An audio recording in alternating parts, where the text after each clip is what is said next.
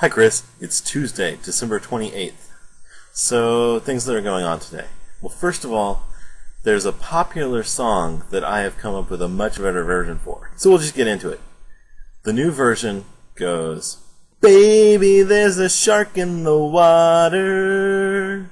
He's a land shark named Mavi, and the water's the couch. Came up with this version of the song while Becky was listening to it incessantly on YouTube.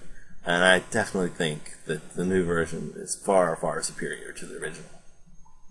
Another thing that's going on. So there are complications at work that are keeping me from actually working on my project. But that means that I get to work on my resume and get things ready for the day when I apply for another job. It's good, because I was hoping to try to get that done before the end of the year. And now I'm kind of forced to, so it all works out. But looking over my resume, I was really impressed by things that I did early on after coming out here. It just kind of blew me away, because it was like the first place that I went and worked, I was there for 6 or 7 months, and I knocked out like 4 or 5 different major victories. And looking back, I've always considered myself someone who's kind of smart and gets things done. But looking back at that, and then looking at where I'm at now, I mean, sure, I'm getting stuff done, I'm making progress, it's all well and good. But it's like now is here, and then is up here somewhere. There's just, it's a whole nother level of getting things done. And it caused me to ponder for a little bit. And then I came to some realizations. And it's stuff that ultimately will make moving back a big improvement. Because, so some of the things that I don't think there are a lot of restrictions working where I work. Internet access isn't something that everyone has at their fingertips. We have the corporate internet, the intranet, but we don't actually have internet. There's also a lot of pointless. I mean, it's not pointless, but it is. It would be if they did things the way that they should, as far as motivating people and stuff like that. All the stuff we talked about with motivation, they do wrong.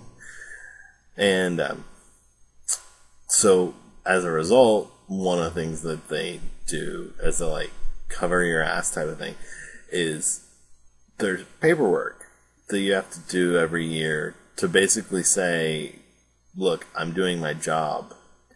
And the amount of paperwork that we're talking about, if you want to actually have a chance of getting a promotion or a raise of any sort, it is non-trivial. I would guess that between that and required training that doesn't apply to anyone at all, we're talking probably a couple of weeks spent every year.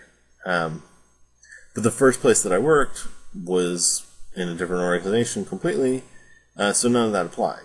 Had internet access, had a good support IT department, as opposed to the random contracts that are set up now that take forever to get anything done and have to go through so many layers of approval. And my point is, all of the roadblocks to me getting things done were not there on that first tour.